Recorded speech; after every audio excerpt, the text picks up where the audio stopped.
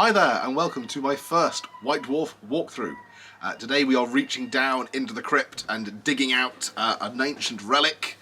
This is White Dwarf 211 and there's a reason why I bought this t-shirt. This was also the first White Dwarf that I ever bought. So what we're going to do is we're going to take a little page through it here and I'm going to talk to you a bit about it and hopefully bore my wife to tears. Don't worry, the wind's already blown it open. As you might have gathered from the cover, this White Dwarf was predominantly about Warhammer Armies Undead, and that was my first Warhammer army. That was my first army, period. One of the great things about these old White Dwarfs was they had a really in-depth kind of spread across the two games, and occasionally you got some of the details of the kind of the specialist games and stuff as well. This one pretty much universally focuses on three things: the Undead, the new released Sisters of Battle, and Epic 40,000. First thing we hit up was the news section. This had news about one of the first Warhammer computer games, Dark Omens. I never got a chance to play that. I have played some of their later computer games. The other thing it had was a little hint at something that was going to be, for me, game-changing. Little section down the bottom here headed Vroom Vroom Daka Daka. Mention of curious things that were happening in the studio. People yelling about Gork and Mork, and Mad Max style buggies tearing across the board. The grognards amongst you I think will know that I'm talking about the hint released of Gorka Morka. Is that what's coming in at us right now from the sky? It does sound an awful lot like it. Maybe it's a gyrocopter. How much risk are we at? Well, orc shooting's fairly bad, so we'll probably only hit on a 5 up. I think we'll be okay. There was a taste of some of the Bretonnian mounted squire models and the Grail Knight hero, and there was also mention of the upcoming Circle of Blood campaign pack, which the artwork on the cover was taken from. Take a look here, we've got a nice big double-page spread of the new studio Undead army that they just finished painting. This, for me, was brilliant to look at, because until this point I'd kind of painted some skeletons white, splashed some sepia ink over them and thought I was doing great. Was that when you used the Humbrol paints? No, this was after I'd managed to stop painting my skeletons with like white enamel paint and then wondering why none of the inks that I'd bought worked on them. This was with old-fashioned Warhammer Skull White spray and a splash of the old sepia ink. So looking at this army, it was amazing in terms to me of firstly what it suggested you could do with an army, but also it was the fact that this was the first time that they'd done an army, I think, that wasn't just on green flock. I mean, it still had green edges to its bases, don't get me wrong, this was still 4th edition fantasy. But, actually no, I tell a lie, it was 5th edition fantasy. This was just after the 5th edition box set had launched, because of course Bretonnians were out properly. But yeah, I mean it had... Of course. Yes, of course. I know Bretonnians were out because I spent an awful lot of time fighting against my friend's Bretonnians across his living room floor. Yeah, this had like tufts of grass sticking up from brown sand. I mean, it may sound a bit strange now with all our textured paints and all the different cool kind of basic materials we've got at our disposal. But back then, seeing something that wasn't just green sawdust on a base was pretty major.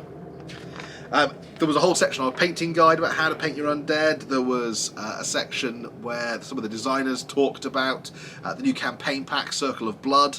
I've still got my copy of Circle of Blood. I've played it through a few times. And if Circle of Blood is something you're interested in hearing more about, please let me know. I'd love to do a video talking about the background of it and all the scenarios and how it played. Moving on. You'd love to do a video talking? Yeah, I'd love to do a video talking about Undead as well. Undead was seriously, they were my army. They still are. Wait till you see some of the Soulblight stuff I've got coming up.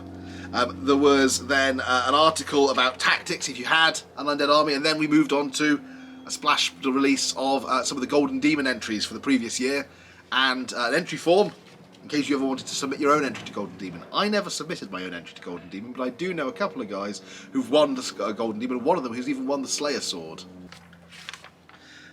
It had a subsection in here as well, just about some of the new white lines of Krace models. These are now obviously ancient metal, but I actually picked some of these up to paint up for my High Elf army for one of the old Hammer projects that I'm doing.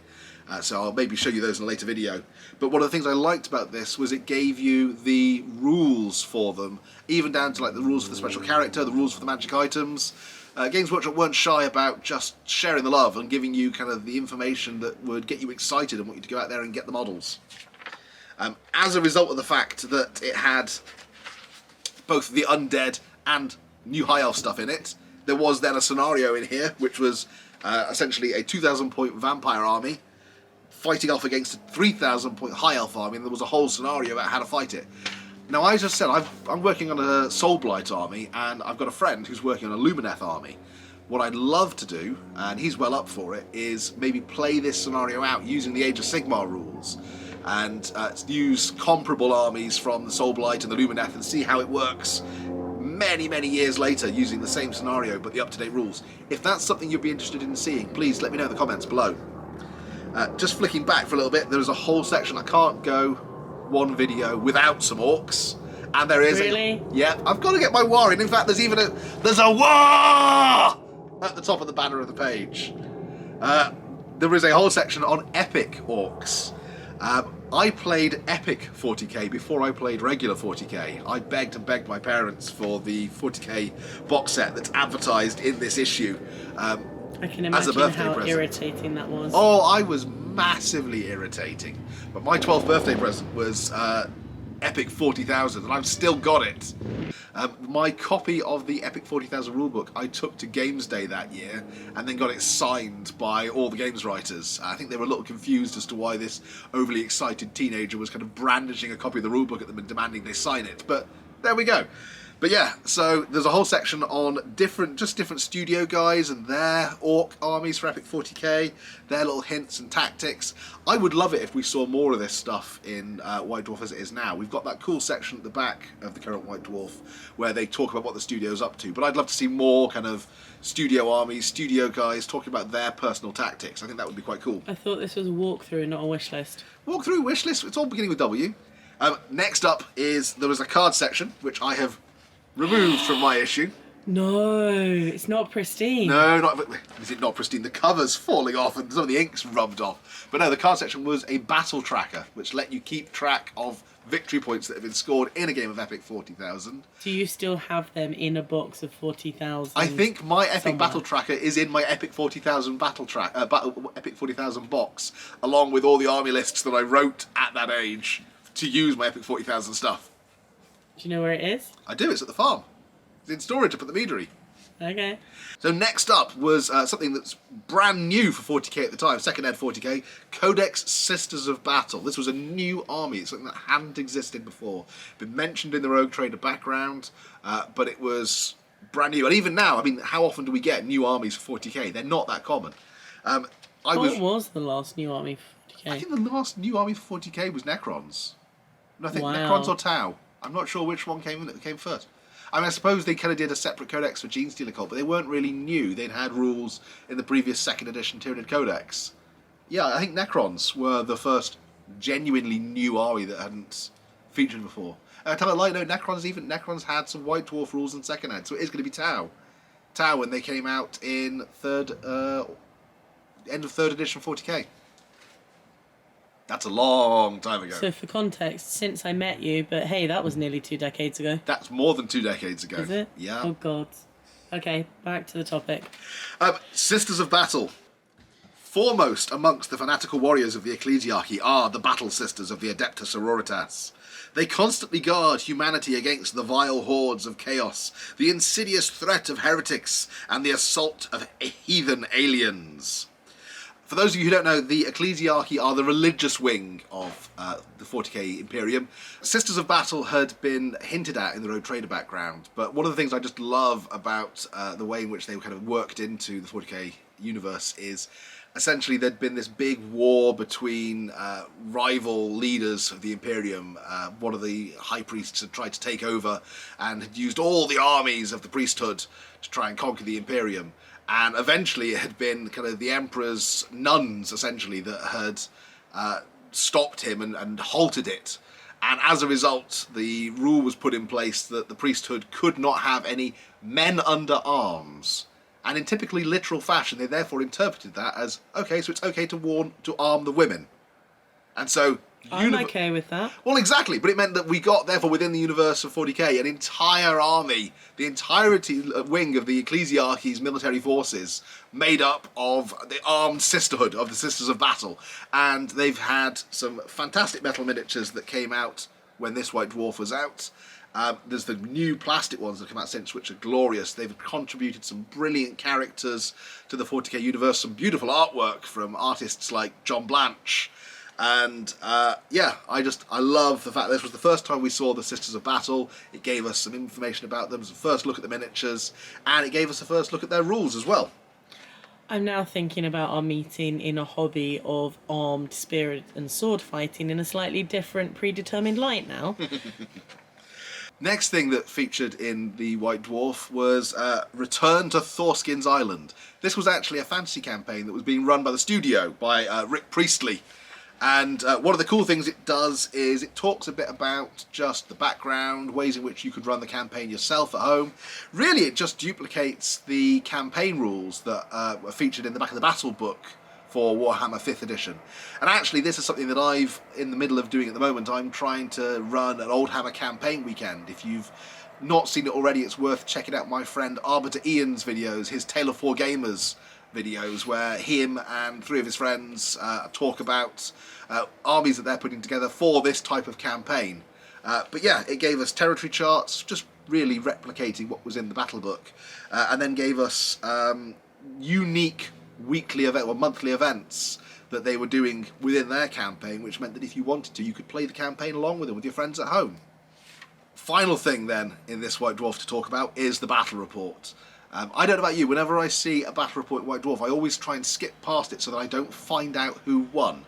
If you're in that same vein, then I'm going to warn you now, I am going to reveal who won this battle report. This was the epic 40,000 Greenstorm Rising battle report, fought between Andy Chambers and Gav Thorpe. Sorry, you're issuing a spoiler alert for a 25-year-old nearly 30 White year old Dwarf battle report. I am issuing a spoiler warning for a nearly 30-year-old White Dwarf battle report. Does that not seem a little over the top? There are people who have been born since then who might be watching this video and therefore will not have read this issue, and they want to go and track it down based on having watched my video and gone, wow, that's cool!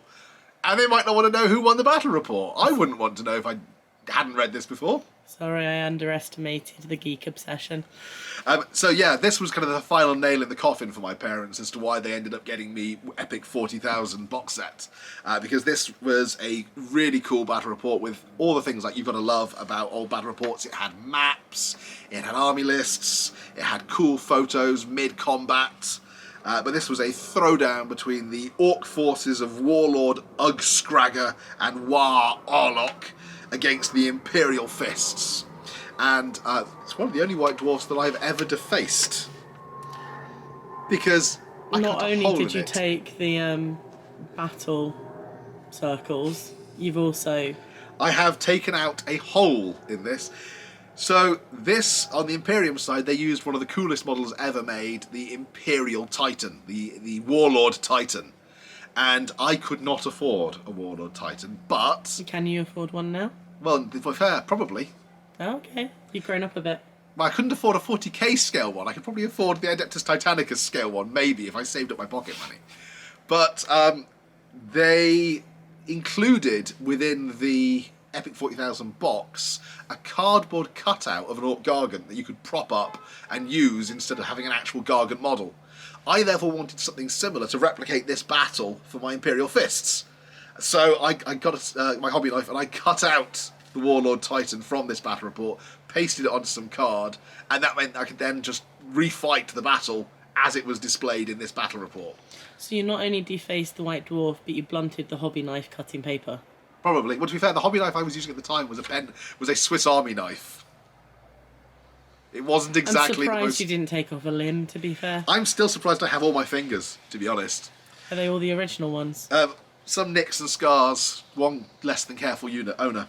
But anyway, so this was a really cool battle report. It had Imperial Fists fighting over a ruined city. It had a Titan clashing with Gargants. It had fighter bombers attacking a Thunderhawk.